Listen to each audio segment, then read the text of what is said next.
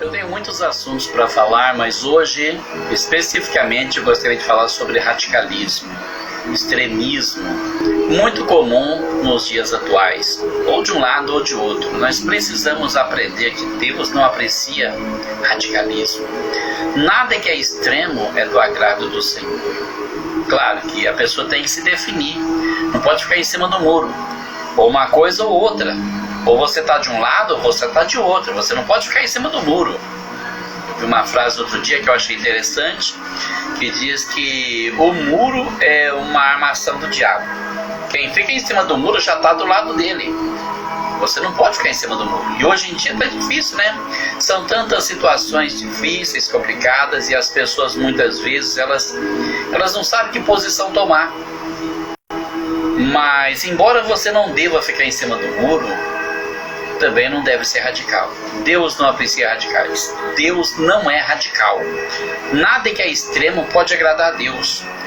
Nós encontramos várias passagens na Bíblia que podem confirmar isso. Por exemplo, quando Deus aparece para Abraão, lá no início de tudo, quando Deus fala para ele que vai destruir Sodoma e Gomorra, Deus ouve Abraão dizer imediatamente: o Senhor mataria o justo com o ímpio? Lá no capítulo 18 de Gênesis, Deus aparece para Abraão e diz que vai destruir Sodoma e Gomorra. E a primeira questão que Abraão levanta é essa: destruirias o justo com o ímpio? Longe de ti, o juiz de toda a terra, fazer tal coisa. E se encontrarem 50 justos na cidade? Olha, era uma cidade grande, eram conglomerados. E Deus disse para ele: se eu encontrar 50 justos, eu não destruo a cidade por amor aos 50 justos. Mas, e se tiver apenas 45 justos? Deus diz: eu não vou destruir a cidade por amor dos 45 justos. E Abraão foi perguntando, e Deus foi respondendo até o ponto em que Abraão perguntou: e se tiverem 10 justos? E Deus disse: eu não destruirei por amor dos 10 justos. Olha só, Deus ia poupar uma cidade toda, com tanta gente praticando crimes e pecados abomináveis, por amor de 10 pessoas. Mas infelizmente, nem 10 pessoas se encontravam naquela cidade para que Deus perdoasse a cidade. A cidade foi destruída, Sodoma, Gomorra e as cidades circunvizinhas foram queimadas com fogo, porque nem 10 pessoas foram encontradas naquela cidade. Nós encontramos uma outra situação muito tempo depois, quando Deus manda Moisés descer ao Egito. E Moisés, ele era meio radical, ele tinha uma formação muito forte, ele tinha sido um grande general do exército de Faraó, e ele era um homem que acreditava que ele tinha capacidade para libertar Israel. E por causa disso, ele matou um egípcio para defender um israelense. E aí ele foi perseguido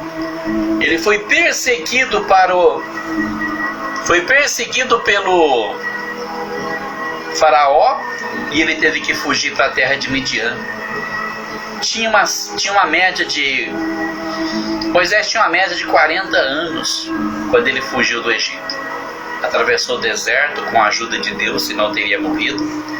E quando ele conseguiu chegar na terra de Midian, a vida de Moisés mudou radicalmente.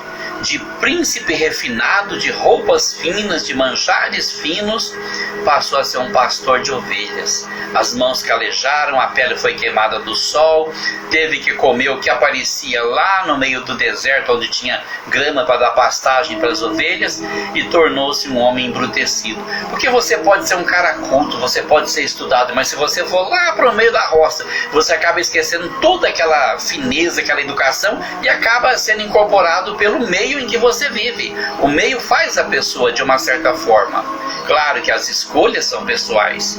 Você não precisa escolher se tornar uma pessoa bruta, mas você vai perder muito da sua fineza. E Moisés ali agora, nessa condição, ele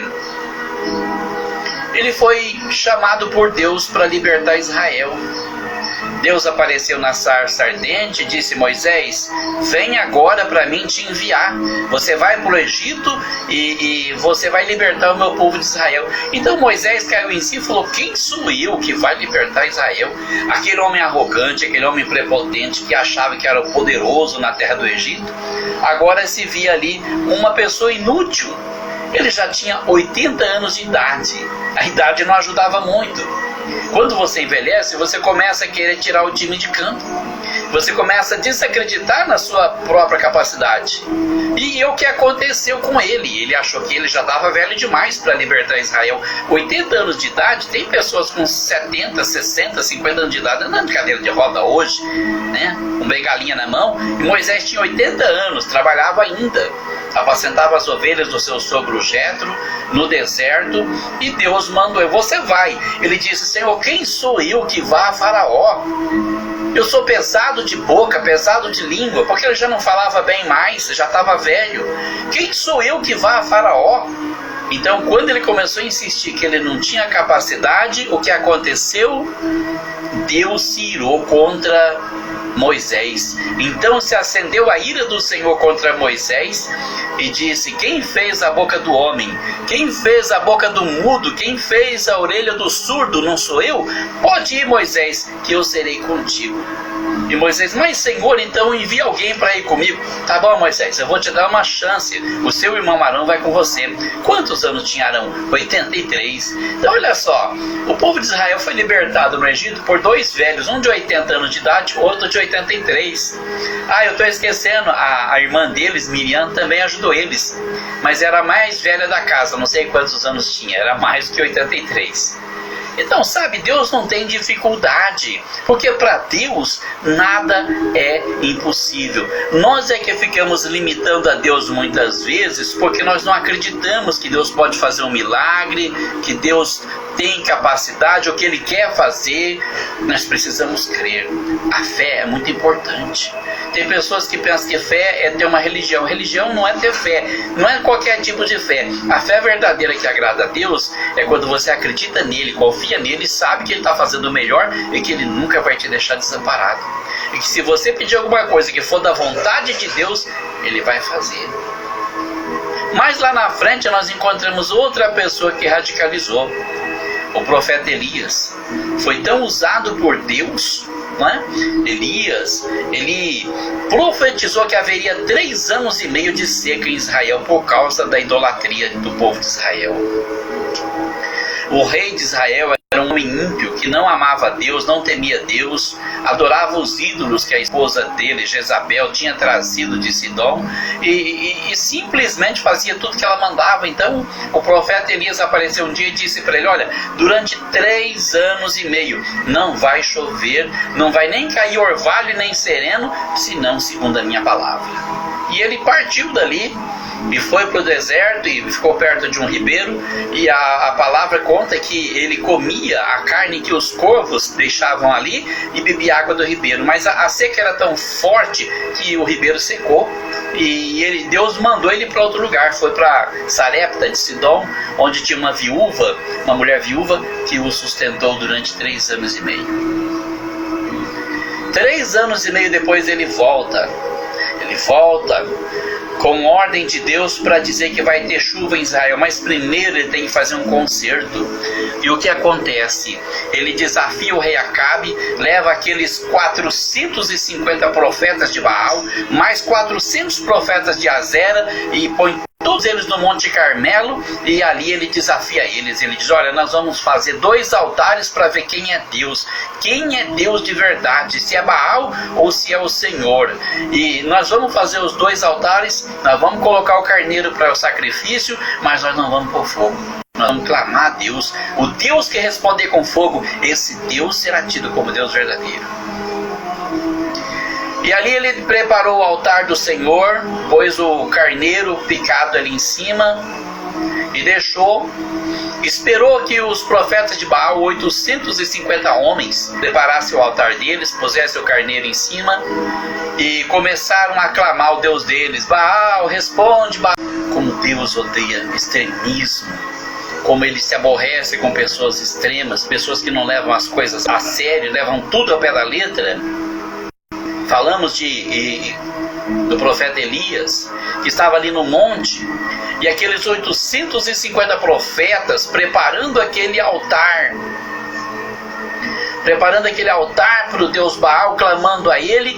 Mas claro, Baal não é Deus, Baal não existe, é só uma estátua que alguém criou, alguém inventou, uma estátua de gesso que não tem poder para fazer nada, como diz o livro do Salmo 114, tem olhos, mas não veem, tem ouvidos, mas não ouvem. Então Baal não podia responder. E eles ficaram envergonhados e começaram ali a se retalhar com lancetas e clamar e gritar e pular, e nada, até que deu meio-dia. Exatamente ao meio-dia, Elias disse: agora é a minha vez.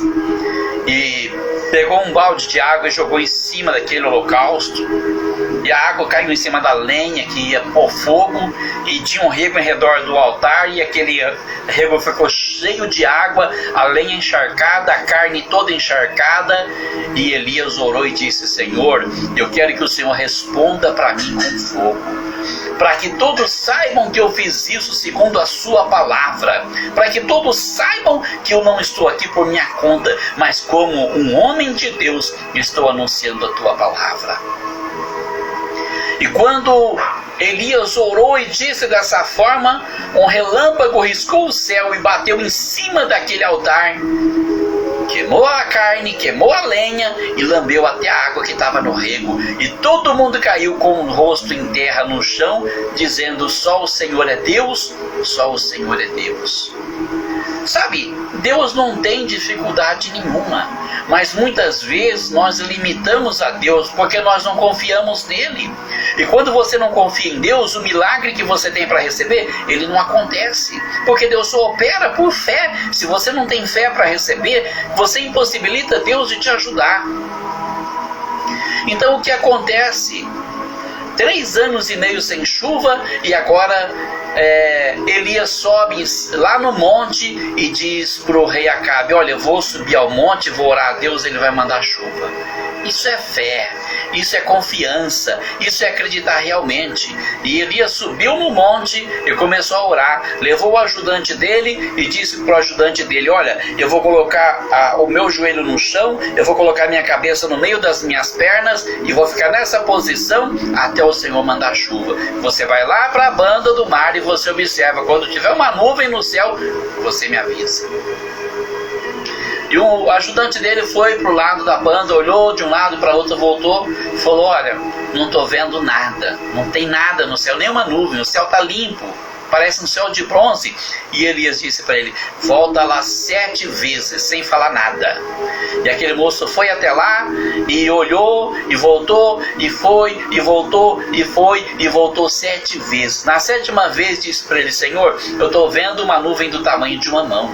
Elias levantou rapidamente da oração e disse: desce depressa e avisa o rei Acabe que ele vai embora correndo, porque vai vir uma grande tempestade. E Elias também desceu do monte, e quando ele desceu do monte, a chuva começou, aquela tempestade que inundou a terra. Mas quando chegou no palácio, eu imagino que Elias devia estar pensando que estava tudo bem. Agora que eles viram a demonstração do poder de Deus, até a própria Jezabel vai se converter. Mas não, Jezabel estava com o coração duro. Quando você fala a verdade, quando você mostra a verdade para a pessoa e ela não tem boa vontade, ela endurece o coração, ela fica sendo sua inimiga, ela se levanta contra você. E quando o rei Acabe disse para Jezabel que Elias tinha matado 850 profetas de Baal para restabelecer o culto do Senhor em Israel, a Jezabel ficou possessa de raiva e disse: pode dizer para ele que até amanhã eu vou mandar arrancar a cabeça dele do pescoço. E o que acontece? Elias tinha acabado de ver Deus operar um grande livramento. Elias viu Deus fazer uma coisa que parecia impossível aos olhos humanos. Elias deveria confiar mais no Senhor, mas Elias fugiu com medo, saiu correndo dali, se escondeu numa caverna e disse: Senhor, Deus, mataram todos os teus profetas, Senhor. Mataram todo mundo que acredita no Senhor. O Senhor não fez nada. Não foi isso que ele disse, mas é o que ele queria dizer. O Senhor não fez nada. Mataram todo mundo. Só eu fiquei e estão me procurando para me matar também. Foi então que Deus disse para ele: Elias, volta para o teu lugar, porque eu reservei 7.000 homens que não dobraram o joelho para adorar Baal. Eu cuido dos meus, eu cuido de você, eu cuido de quem está do meu lado, eu cuido de quem acredita em mim. Você precisa confiar mais em mim. Você precisa confiar em mim, Elias. Então Elias voltou e Deus mandou que ele nomeasse Eliseu como profeta em seu lugar e que ungisse um rei para Israel e um novo rei para a Síria. E depois então Elias foi recolhido no paraíso de nosso Senhor.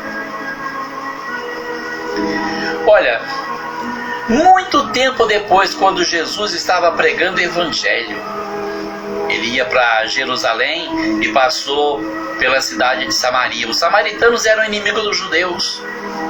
E eles não gostavam de quem gostava de judeu. E eles viram que Jesus estava vestido como quem ia para Jerusalém, para a terra dos judeus. E eles não deixaram Jesus entrar para passar a noite ali. Então os discípulos disseram para Jesus: Senhor, queres que digamos que desça fogo do céu e consuma todos esses, como Elias também fez? Jesus olhou para ele e disse: vocês não sabem de que espírito vocês são. O Filho do Homem não veio para destruir, o Filho do Homem veio para salvar. Jesus veio para nos salvar. Jesus veio para perdoar os nossos pecados. Veio para nos mostrar que existe um caminho de salvação, que você não precisa ir para o inferno só porque você é um pecador e naturalmente já está condenado, mas existe um caminho de salvação. É a palavra de Deus, é Jesus, o Logos eterno, aquele que João disse: e a palavra se fez carne e habitou entre nós. É Jesus, o caminho da salvação. Ele veio para salvar, mas também haverá condenação para aqueles que não entrarem pelo caminho. Aqueles que rejeitarem o caminho da salvação, eles serão condenados. Eu espero que você ore a Deus e peça a Ele discernimento, peça a Ele entendimento para fugir dessa geração corrompida e perversa, dessa geração que se corrompe todos os dias, que sempre encontra uma nova forma de pecar contra Deus, que sempre encontra uma nova forma de se rebelar contra Deus. Que você consiga escapar desse caminho, encontre o caminho da salvação, descrito em João 14,6. Eu sou o caminho, a verdade e a vida. Ninguém vai ao Pai a não ser por mim, disse Jesus. Só Ele te leva para o céu. Que Deus abençoe você, sua família e o Brasil.